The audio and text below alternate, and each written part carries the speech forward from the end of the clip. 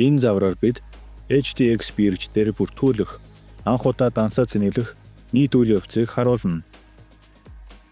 1-р алхам аккаунт үүсгэх. 3w.htx.com сайт руу орно. Баруун дээд болонд бүртгүүлэх дээр товшно.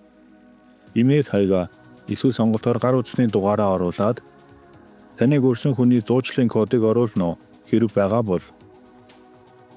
Үргэлжлүүлэх дээр товшно. Заасан имэйл хаяг эсвэл утасны дугаарт код ирнэ. Түүнийг оруулаад баталгаажуулах дээр товшно.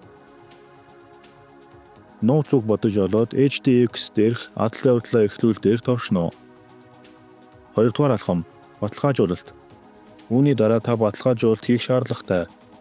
Баруун дээд болонд байлгах хөрөг зураг дээрээ товшно.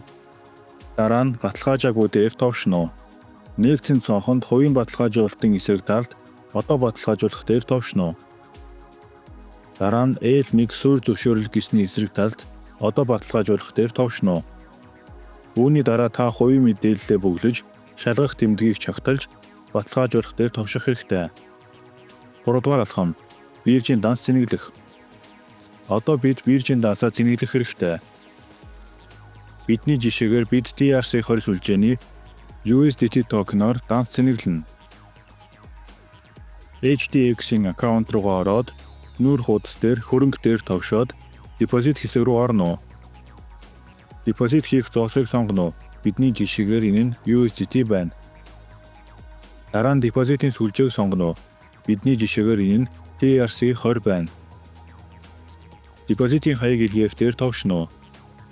Таны имэйл хаяг руу таны депозитын хаягийг илгээсэн тухай мэдээлэл гарч ирнэ. Шалгах тэмдэг чагтлаад баталгаажуулах дээр товшно. Түүнчлэн таны депозитын хаяг энэ цонхонд харагдана.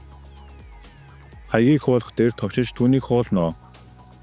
Үүний дараа USDT илгээх гэж буй өөр бирж эсвэл хэдвч рүү очоод хөрөнгө гаргаж авах хэсэг рүү ороод хаяг мөрд HTX-ийн хуулсан депозитын хаягаа буулгано.